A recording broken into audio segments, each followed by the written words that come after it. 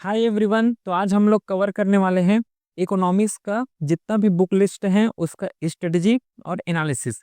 और ये जो वीडियो होने वाला है बेस्ड होने वाला है सीएपीएफ असिस्टेंट कमांडेंट का, जो 2026 में इसका एग्जाम होने वाला है।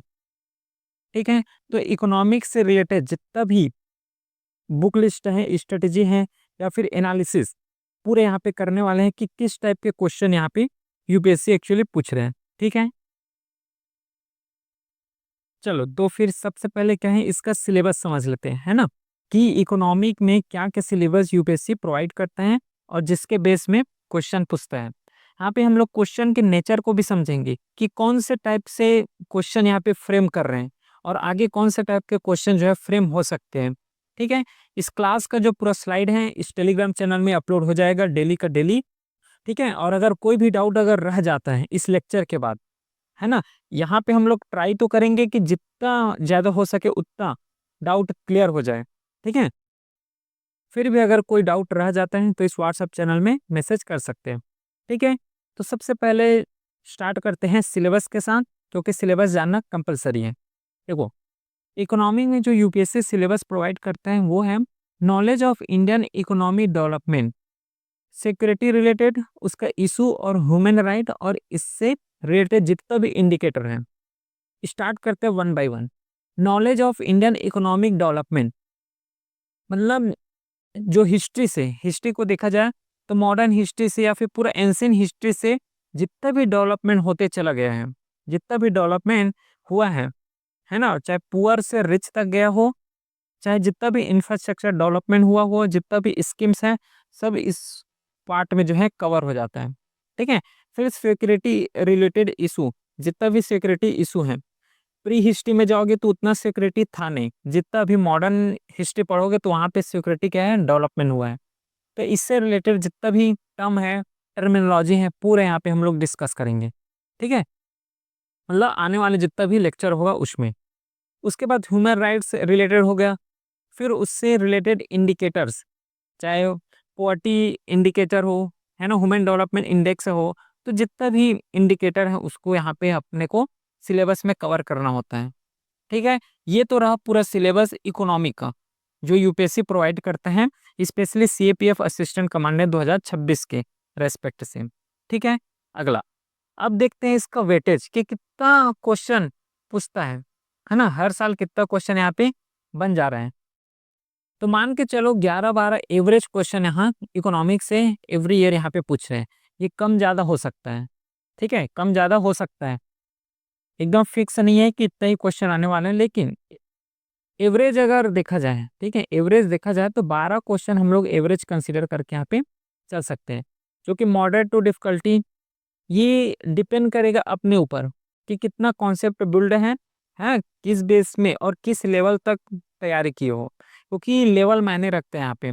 हम लोग यहाँ पे वनडे एग्जाम तैयारी नहीं कर रहे, बोलने का मतलब है कि फैक्चुअल जितना भी फैक्ट्स जो एग्जाम में क्वेश्चन आता है वैसे हम लोग तैयारी नहीं कर रहे हैं। हम लोग यूपीएससी का तैयारी कर रहे हैं, सीएपीएफ का, तो उस लेवल का अपने को तैयारी करना है। जिस लेवल से, जिस लेवल का स्टैंडर्ड जो यूपीएससी डिमांड करता है उस लेवल का तैयारी करना है। यहाँ पे ऊपर ऊपर तैयारी करके जाओगे और एग्जाम क्लियर हो जाएगा बोलोगे तो ये गलत फहमी है ना, ऐसा नहीं करना अपने को। चलो अब अगला डिस्कस करते हैं, वो है बुक लिस्ट। बुक लिस्ट भी एक इम्पॉर्टेंट फैक्टर है जो रोल प्ले करता है। ठीक है, तो बुक लिस्ट यहाँ पे दोनों तरह के कैंडिडेट को यहाँ पे हम लोग कंसिडर करेंगे। ठीक है, अगर जो बिगनर है उसके लिए भी ये है, और जो और एग्जाम देना चाह रहे हैं किसी कारणवश उसका एग्जाम क्लियर नहीं हुआ उसके लिए भी ये वीडियो है, और बुक लिस्ट वही फॉलो करना है। ठीक है, देखो 11th का एनसीईआरटी जो आता है उसको बस यहाँ पे कवर करना है एज अ कॉन्सेप्ट, क्योंकि यहाँ पे जो क्वेश्चन जो फ्रेम हो रहा है इकोनॉमिक्स में आगे डिस्कस करेंगे, वो क्वेश्चन ऐसे हैं कि एप्लीकेशन बेस्ड क्वेश्चन है। मतलब जब तक कॉन्सेप्ट क्लियर नहीं होगा यहाँ पे तब तक एप्लीकेशन बेस्ड जो क्वेश्चन आता है उसको सॉल्व नहीं कर पाओगे, क्योंकि जो टर्म आएगा, टर्मिनोलॉजी आएगा, उससे रिलेटेड जितना भी फैक्टर्स हैं, कॉज एंड कॉन्सिक्वेंसेस हैं, ये पता हो तभी तो क्वेश्चन को टिक मार्क कर पाओगे, राइट आंसर तक पहुंच पाओगे। तो सबसे पहले कॉन्सेप्ट बिल्ड करना यहाँ पे इंपॉर्टेंट। हर वीडियो में, हर लेक्चर में मैं इसी चीज को ज्यादा इम्फेसिस कर रहा हूँ कि कॉन्सेप्ट को डेवलप करो, कॉन्सेप्ट को बिल्ड करो, क्योंकि यूपीएससी जो है कॉन्सेप्ट बेस्ड क्वेश्चन पूछ रहे हैं। फैक्ट्स बेस्ड तो आता है, लेकिन कॉन्सेप्ट बेस्ड क्वेश्चन भी आते हैं। फैक्ट्स को तो रट लोगे, लेकिन कॉन्सेप्ट को कहाँ से रटोगे? तो इसीलिए कॉन्सेप्ट बिल्ड करोगे। ये 11th क्लास का एक एनसीईआरटी है ना, इंडिया इकोनॉमिक डेवलपमेंट, इसको करना है सबसे पहले कवर। ठीक है, ये हो जाएगा। उसके बाद स्टैंडर्ड बुक के तरफ से as a standard book cover करना है, नितिन सिंघानिया का आता है इंडियन इकोनॉमी। तो इसको मैं खुद पर्सनली पढ़ चुका हूँ, ये बेस्ट बुक है। ठीक है, बहुत डीप में है। तो इसको अपने एग्जाम पॉइंट ऑफ व्यू से जितना एग्जाम के लिए रिलेवेंट है उसको यहाँ पे कंसीडर करना है। जो भी अपडेटेड बुक आ गया होगा इसका, तो इसको कंसीडर करना है इकोनॉमिक में। ठीक है, तो दो बुक हैं यहाँ पे मैं रेफर करूंगा, स्पेशली इकोनॉमिक से रिलेटेड। वो है कॉन्सेप्ट बिल्ड करने के लिए इसको कवर करना, 11th का एनसीईआरटी को, और स्टैंडर्ड बुक की तरफ से Indian economy bye Nitin Singhania का बुक आते हैं, इसको रिफर करना। इसके अलावा और कुछ रिफर यहाँ पे करने की जरूरत नहीं है। ठीक है, क्योंकि जितना मिनिमम रिसोर्स रख पाओगे उतना ही ज़्यादा क्या करोगे, मल्टीपल रिवाइज कर पाओगे। क्योंकि जब एग्जाम में बैठोगे, एग्जाम हॉल में, तो वहाँ पे प्रेशर इतना रहेगा कि अगर ज़्यादा पढ़े रहोगे ना तो फिर जो है कन्फ्यूज़न पैदा हो जाता है वहाँ पे। कंफ्यूज हो जाओगे कि इसका आंसर ए को टेक करूँ कि बी को टेक करूँ, है ना। तो जितना मिनिमम रिसोर्स रख पाओगे उतना ही ज़्यादा मैक्सिमम रिवाइज कर पाओगे, और जितना ज़्यादा रिवाइज होगा उतना ही ज़्यादा कॉन्सेप्ट जो है क्लियरिटी आ पाएगा। क्लियर है इतना? चलो, अब क्या करते हैं, क्वेश्चन के नेचर को समझते हैं कि कौन से टाइप का क्वेश्चन पूछ रहे हैं यूपीएससी, और किस टाइप का क्वेश्चन आ रहा है, और कैसे हमें आने वाले एग्जाम में प्रिपेयर करके चलना है। तो पहला 96 का क्वेश्चन देखते हैं। ये जो क्वेश्चन लिया गया है पूरा लेटेस्ट क्वेश्चन है, ये जैसे ये डिस्कस करिए 2024 का ही क्वेश्चन है। तो पहला ऑप्शन है, पहला स्टेटमेंट जो दिया गया है कि the 15th finance commission used physical effort as a criterion for horizontal devolution unlike the 14th finance commission. तो इस क्वेश्चन से क्या समझ आ रहा है, न केवल इसी क्वेश्चन को, जितना भी क्वेश्चन आएगा, कौन से क्वेश्चन देखो, अगर 15th फाइनेंस कमीशन पढ़ रहे हो तो ये डिनोट करना, ये रिफर करना एक बार कि 14th फाइनेंस कमीशन को भी डेवलप कर लो। जैसे कि फैमिली हेल्थ सर्वे का रिपोर्ट आता है, जैसे कि अभी कौन सा चल रहा है, 5th है, तो 5th है तो ये कवर करना कि जो 4th में क्या हुआ है। ठीक है, सेम जैसे कि और एग्जांपल दो, जैसे G20 का समिट हुआ है, तो जैसे अभी इंडिया में हुआ, तो इससे पहले कहाँ हुआ और इसके बाद कहाँ होने वाला है। तो बोलने का मतलब यहाँ पे क्लियर है कि एक स्टेप आगे और एक स्टेप पीछे, यहाँ पे समझ के चलना है, यहाँ पे प्रिपेयर करना है एग्जाम पॉइंट ऑफ व्यू से। ऐसे टाइप का क्वेश्चन बहुत आता है, पूछे भी हैं प्रीवियस ईयर में। ठीक है, समझ आ रहा है? तो इस टाइप का क्वेश्चन भी अपने को कवर करते हुए आगे बढ़ना है, जिससे एक होलिस्टिक डेवलपमेंट क्वेश्चन का हो सके, और जितना भी क्वेश्चन से रिलेटेड जो टर्म है, टर्मिनोलॉजी है, पूछ ले यूपीएससी, तो उसको टिक मार्क करने के लिए एलिजिबल हो। ठीक है, और यूपीएससी का एक लेवल है, उस लेवल के हिसाब से अपने को प्रिपेयर करना है। जस्ट ऊपरी ऊपरी तौर में प्रिपेयर करके यहाँ पे नहीं जाना है। ठीक है, चलो 99 क्वेश्चन देखते हैं अगला। In recent year which one among the following is the source of demand in the Indian economy in descending order. ये कहाँ से कवर होगा? ये कवर हो जाएगा करंट अफेयर से। ठीक है, करंट अफेयर से तो कवर होगा, लेकिन एक चीज और, कि इसका सबसे पहले तो मीनिंग पता हो कि प्राइवेट कंजप्शन होता क्या है, गवर्नमेंट कंजप्शन क्या होता है, नेट एक्सपोर्ट क्या होता है। तो ये जितना भी टर्म है, टर्मिनोलॉजी है, कुछ टर्म टर्मिनोलॉजी एनसीईआरटी में कवर हो जाएगा, और जितना बच जाएगा वो एनसीईआरटी के अलावा जो स्टैंडर्ड बुक जो भी रिफर करोगे उसमें ये पूरा टर्म कवर हो जाएगा। तो जैसे करंट अफेयर्स पढ़ोगे तो ये जो आंसर ऑटोमेटिक क्लिक हो जाएगा कि कौन सा आंसर यहाँ पे आने वाला है। और जो यहाँ पे ऑप्शन फ्रेम होता है स्पेशली इकोनॉमिक्स में, तो इकोनॉमिक्स में जो ऑप्शन फ्रेम होता है वो करंट बेस्ड होता है, करंट ओरिएंटेड, जितना भी करंट टॉपिक चल रहा है उससे लिंक करके स्टैटिक को पूछते हैं। तो यहाँ पे करंट अफेयर्स का भी एक इम्पॉर्टेंट रोल प्ले करता है इकोनॉमिक्स के रेस्पेक्ट में अगर बात किया जाए तो। ठीक है, अगला देखते हैं 97 क्वेश्चन को, कि which of the following does not show an improvement in rural area from the national family health survey 4 to national family health survey 5। अभी इस पॉइंट को बताया कि कोई भी टॉपिक पढ़ रहे हो, कोई भी इंडिकेटर पढ़ रहे हो, जैसे कोई भी क्या इंडेक्स आया हुआ है, तो प्रीवियस इंडेक्स, उस इंडेक्स को तो पढ़ोगे। करंट इंडेक्स जैसे कि 25 इंडेक्स आया तो उसको तो पढ़ोगे, उसके साथ में 24 इंडेक्स को भी पढ़ोगे।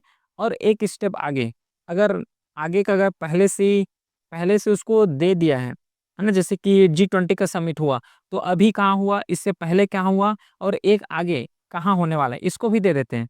तो एक स्टेप आगे भी चलना और एक स्टेप पीछे भी चल के याद रखने हैं अपने को, ठीक है।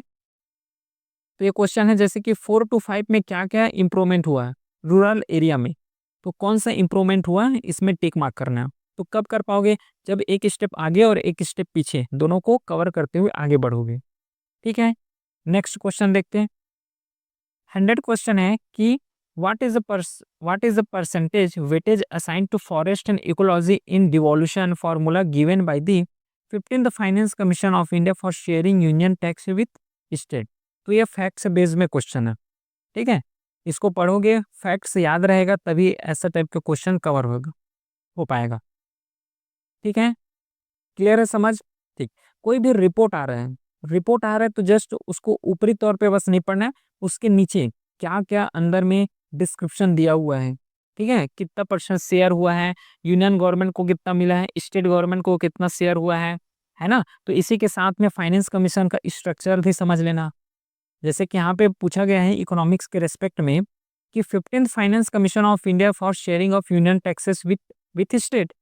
तो एक टर्म आ गई क्या, फाइनेंस कमीशन। तो फाइनेंस कमीशन का स्ट्रक्चर समझ सकते हो, इसका पावर क्या होता है ये समझ सकते हो। 15th फाइनेंस कमीशन का जो चेयरमैन है, इसको याद रखना चाहो तो रख सकते हो, लेकिन इतना याद रखना है इसका स्ट्रक्चर क्या होता है, ठीक है। इसका स्ट्रक्चर अपने को याद रखना है, ठीक है। क्लियर है, समझ आया इतना। चलो अगला बढ़ते हैं, क्वेश्चन के टाइप को और समझते हैं कि 101st क्वेश्चन है कि consider the following statement regarding instrument of monetary policy. जैसे पहला ऑप्शन जो स्टेटमेंट दिया हुआ है कि the central bank can increase the money supply by increasing the bank rate. ये एप्लीकेशन बेस्ड कुछ क्वेश्चन है क्या, देखो एप्लीकेशन बेस्ड है, और एप्लीकेशन बेस्ड क्वेश्चन आगे आएगा वहां पे और क्लियर समझ आ जाएगा। सेकेंड ऑप्शन है यहाँ पे the central bank can increase the money supply bye purchasing security from the public. The central bank can decrease the money supply by increasing the cash reserve ratio. तो यहाँ पे क्या है कि जैसे कैश रिजर्व रेशियो आ गया, तो पहले तो इसका मीनिंग पता हो कि कैश रिजर्व रेशियो होता क्या है ना। CRR होता क्या है, SLR होता क्या है, रेपो रेट क्या होता है, रिवर्स रेपो रेट क्या होता है, तो ये सब टर्म है। तो इसको कॉन्सेप्ट एज अ कॉन्सेप्ट यहाँ पे बिल्ड करके चलना है। तो ये रिगार्डिंग हम मॉनेटरी पॉलिसी है, तो इसके बारे में ये क्या है, एप्लीकेशन बेस्ड क्वेश्चन है, तो ये पता हो, ठीक है। चलो अगला देखते हैं। यहाँ पे हम लोग क्वेश्चन आंसर डिस्कस करने नहीं आए हैं, यहाँ पे हमें ये पता लगाना है कि कौन से टाइप के क्वेश्चन यूपीएससी जो है पूछ रहे हैं, और फ्यूचर में इससे रिलेटेड कैसा क्वेश्चन बन सकता है, इसके लिए प्रिपेयर करने यहाँ पे आए हैं, ठीक है। एक चीज यहाँ पे और बोलूंगा कि जो पॉपुलेशन है, सेंसस हुआ है 2011 का जो सेंसस है, इससे रिलेटेड जितना भी की टर्म्स हैं, चाहे पॉपुलेशन कितना है, लिटरेसी रेट कितना है, सेक्स रेशियो कितना है, ठीक है, जो हेल्थ सैनिटेशन जितना भी रिपोर्ट है 2011 का सेंसस से, उसको एक बार एक पेज में नोट करना, उसका पूरा क्या है नोट्स बना लेना, उसको रिवाइज करना है जितना भी टर्म। क्योंकि अभी रिसेंट ईयर में देखा जा रहा है, चाहे यूपीएससी का CDS का ले लो, चाहे NDA का ले लो, है ना, चाहे FCAT का ले लो। FCAT का जैसे अभी रिसेंटली एग्जाम हुआ है, यहाँ पे 2011 से सेंसस से बहुत क्वेश्चन आ रहे हैं, कि जैसे कि पूछ रहे हैं कि 2000 according to 2011 census female literacy rate पूछ रहा है कि कितना है, रूरल और अर्बन का जो पॉपुलेशन का परसेंटेज है वो कितना है, ऐसे टाइप का क्वेश्चन यहाँ पे फ्रेम हो रहा है ना।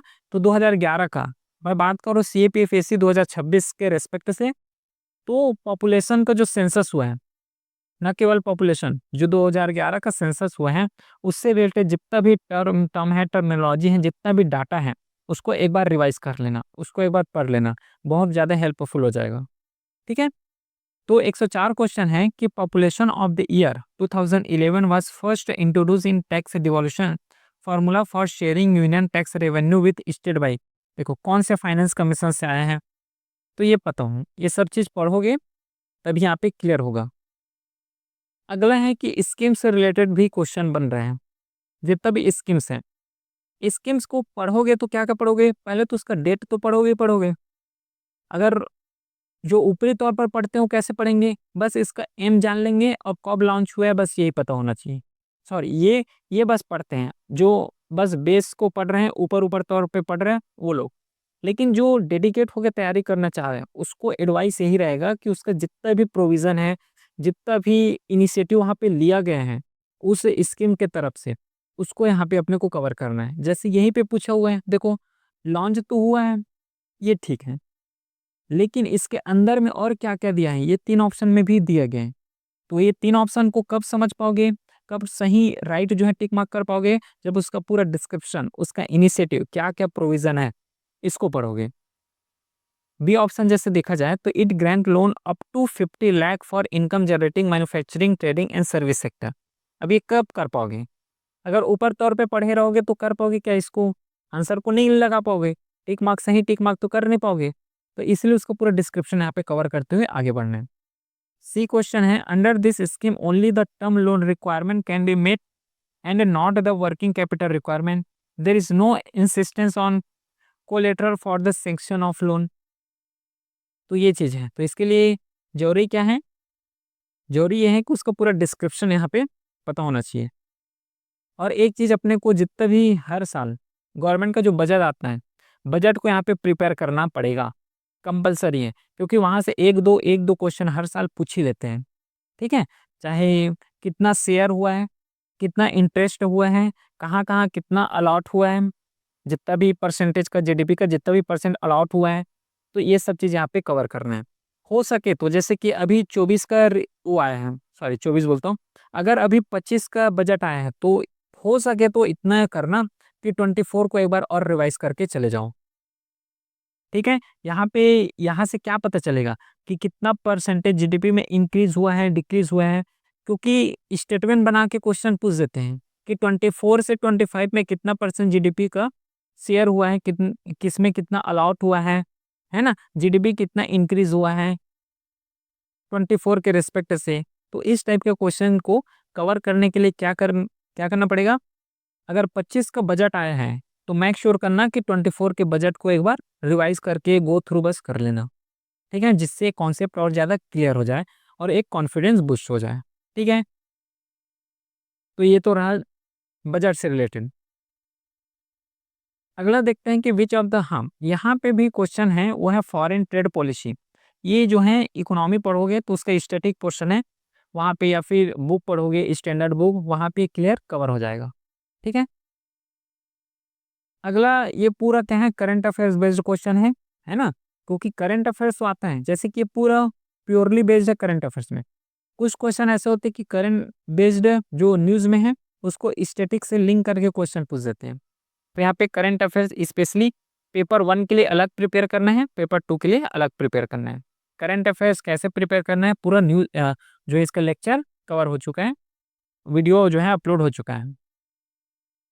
अब ये भी जैसे कि नोबेल प्राइज़ है 2023 के लिए, तो ये क्या है, ये पूरा करंट बेस्ड न्यूज़ है। और करंट बेस्ड न्यूज़ को भी थोड़ा डीप में पढ़ना है, ऊपर-ऊपर तौर पे नहीं पढ़ना है। एक स्टैंडर्ड जो होता है ना यूपीएससी का, उसको अपने को मेंटेन लेके चलना है। तो ये जितना भी क्वेश्चन है इसको एनालाइज़ करोगे ना खुद से, तो ऑटोमेटिक समझ आ जाएगा कि कौन से डायमेंशन में कितना डीप तक यूपीएससी हमसे क्वेश्चन पूछ रहे हैं। और जैसे अभी 2025 का एग्ज़ाम हुआ है, उसको देख के ऐसा लग रहा है कि थोड़ा डीप में अपने को पढ़ना है और थोड़ा डाइवर्सिफ़ाई होके पढ़ना है ना? ये 2023 का क्वेश्चन है। देखो, an Indian business person by share in a British car company, this transaction will be reflect. अब कौन से कहाँ पे रिफ्लेक्ट होगा? यहाँ पे जो है मेन इम्पोर्टेंट पार्ट आएगा वो है कॉन्सेप्ट का। अगर कॉन्सेप्ट बिल्ड है, कॉन्सेप्ट क्लियर है इससे रिलेटेड, क्योंकि ये जो क्वेश्चन पूछा गया है ये एप्लीकेशन बेस्ड है। ठीक है, एप्लीकेशन बेस्ड यहाँ पे क्वेश्चन पूछा हुआ है, और एप्लीकेशन बेस्ड के साथ अपने को ये पता होना चाहिए कि बैलेंस ऑफ ट्रेड होता क्या है। ठीक है, क्योंकि पूरा क्वेश्चन यहाँ पे बैलेंस ऑफ ट्रेड में है, बैलेंस ऑफ पेमेंट में है। तो ये क्या होता है पहले ये पता हो। कब पता हो? जब कवर करोगे स्टैंडर्ड बुक को तो वहाँ पे ऑटोमेटिक कवर हो जाएगा। और जैसे हम लोग लेक्चर यहाँ पे करने ही वाले हैं, पूरा सिलेबस कंप्लीट करेंगे। ठीक है, तो ये समझ आया है? तो एप्लीकेशन बेस्ड क्वेश्चन ज़्यादा पूछ रहे हैं यहाँ पे। ठीक है, चलो अगला देखते हैं फिर। 27 क्वेश्चन कि which of the following are high frequency indicator of Indian economy. देखो ये कौन से टाइप का क्वेश्चन है और कैसा क्वेश्चन यहाँ पे पूछा गया है। तो 27 का क्वेश्चन है, तो यहाँ पे जनरल इंडेक्स से क्वेश्चन आए हैं, इंडिकेटर से क्वेश्चन आए हैं। जैसे कि ह्यूमन डेवलपमेंट इंडेक्स में कौन कौन से इंडिकेटर होता है, तो इंडिकेटर बेस्ड जो क्वेश्चन भी आते हैं, तो इसको भी यहाँ पे कवर करते हुए यहाँ पे चलना है। 27 में जैसे कि पावर कंजप्शन है, आईआईपी जनरल इंडेक्स है, 10 ईयर सेक्रेटरी यील्ड है। तो ये कब पता चलेगा? जब करंट अफेयर्स करोगे। तो क्योंकि जितना भी यहाँ पे इकोनॉमिक्स में क्वेश्चन है मोस्टली करंट अफेयर्स बेस्ड ही है। ठीक है, अब अगला जो है, suppose an Indian citizen make an investment abroad and, ये भी जो क्वेश्चन पढ़ोगे ये भी एक एप्लीकेशन बेस्ड क्वेश्चन है। तो एक एडवाइस यहीं पे दूंगा कि कॉन्सेप्ट ऑफ बिल्ड तो करोगे, साथ में उसका क्या क्या एप्लीकेशन हो सकता है उसमें ज़्यादा ध्यान देना।